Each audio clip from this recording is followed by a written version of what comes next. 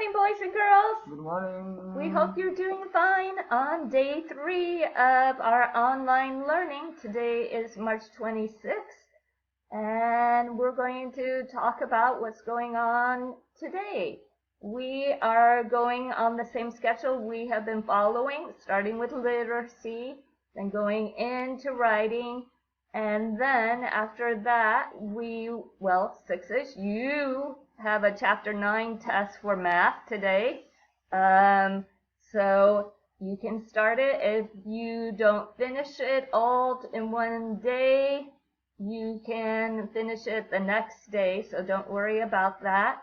During online learning, science is an optional subject. So for a while, we are going to take a break from that and really concentrate on literacy and writing. But don't worry, it will pop up every so often. And we wish you all a continued great time of learning. Yeah, for the sixties, good luck on your test.